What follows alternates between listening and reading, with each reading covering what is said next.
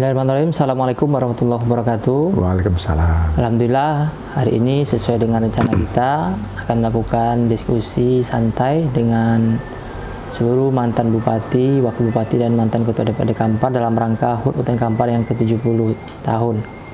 Alhamdulillah, hari ini kita diterima dengan sangat ramah oleh orang tua kita, Bapak Haji Saleh Jasid. Assalamualaikum, Pak. Waalaikumsalam warahmatullahi wabarakatuh. Apa kabar, Pak? Baik, alhamdulillah. Oh ya, selamat ulang tahun, Pak. Makasih. Kami doakan moga-moga Bapak sehat, bahagia Amin. selalu, Amin. dunia akhirat. Amin.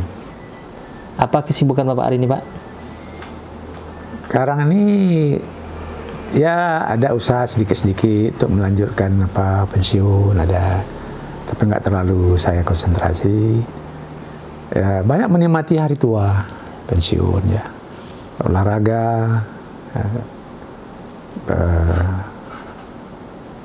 Menikmati hari tua lah. Ya, Bapak salah satu yang saya kagumi, Pak, karena saya lihat beberapa tokoh politik, birokrat seperti Bapak yang menikmati dengan sangat bahagia. Bapak saya lihat. Amin. Amin. Semua terjalani, badan sehat, keluarga akur, amin. Amin. usaha lancar.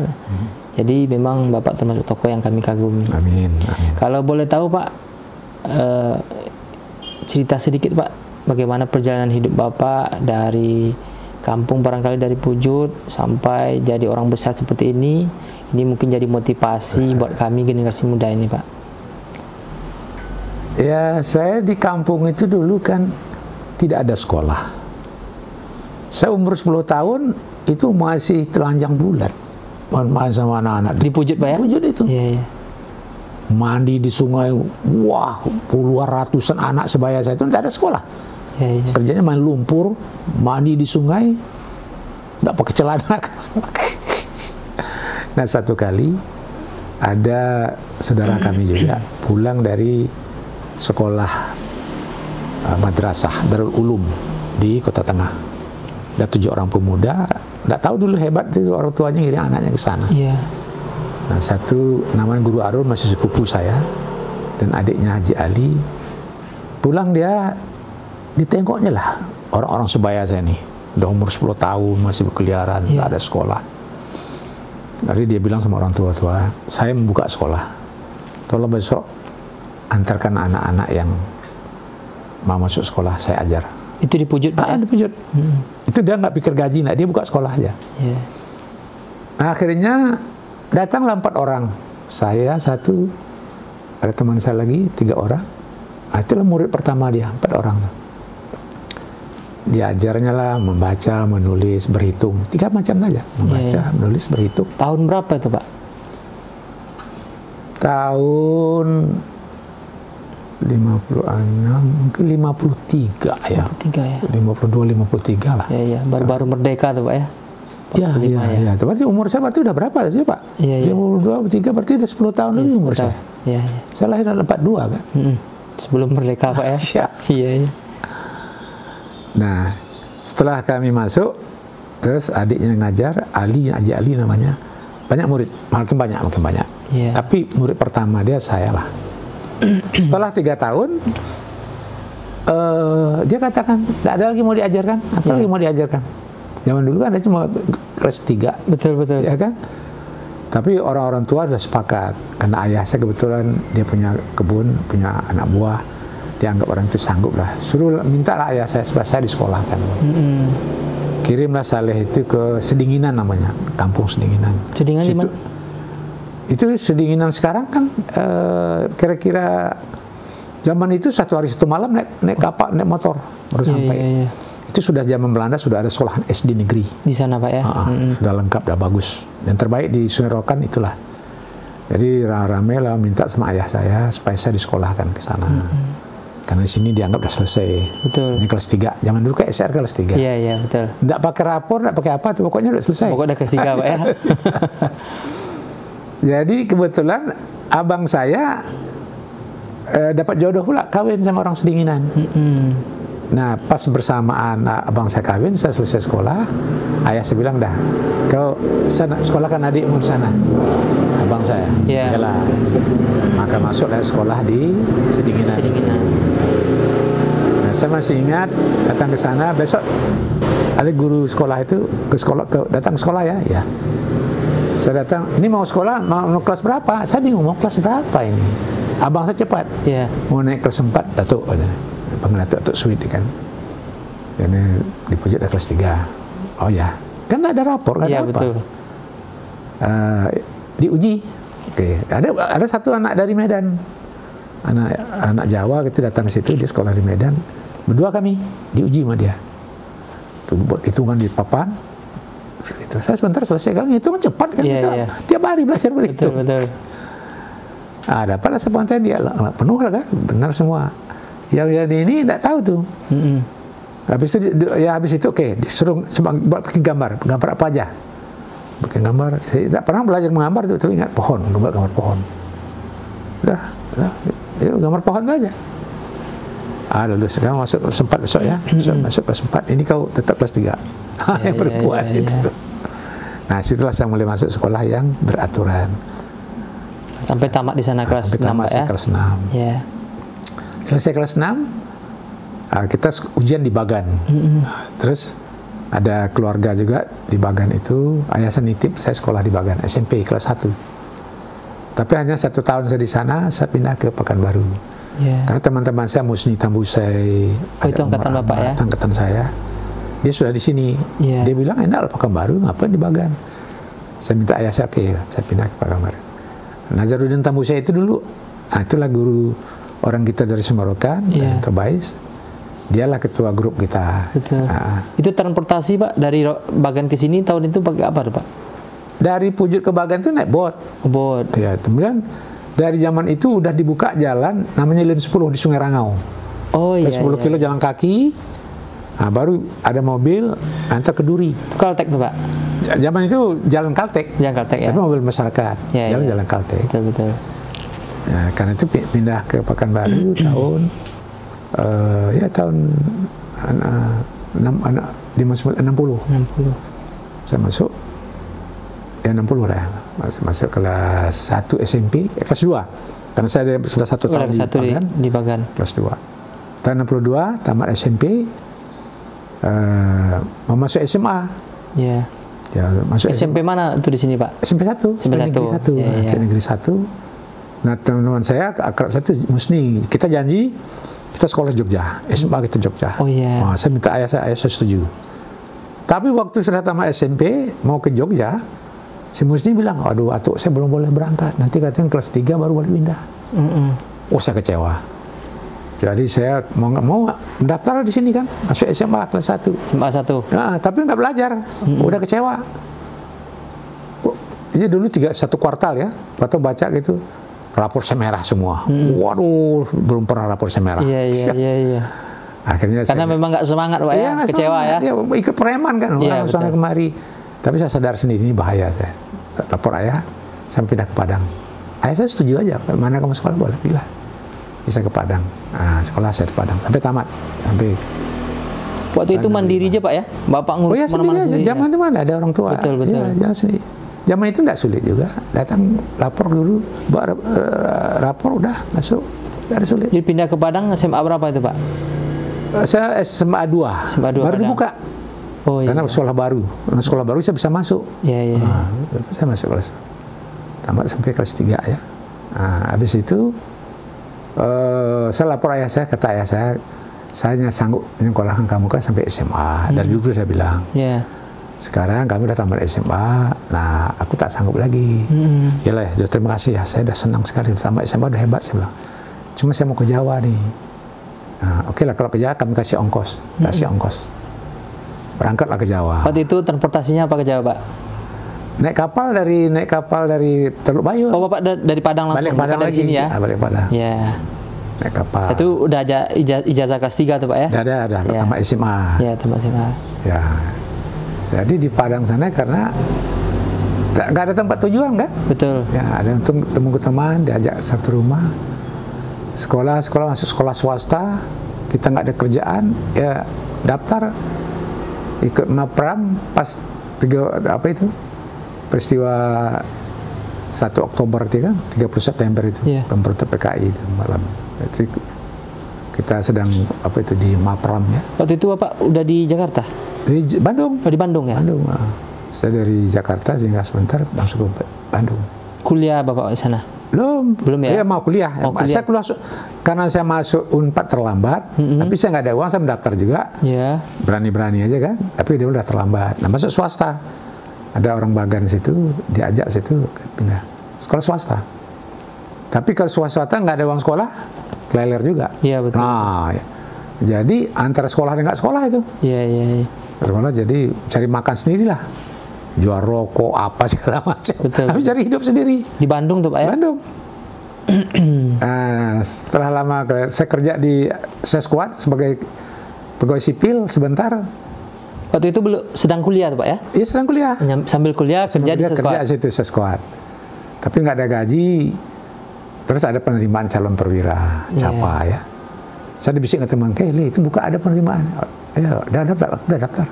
Saya pergi daftar. Alhamdulillah saya terima, dia nggak terima.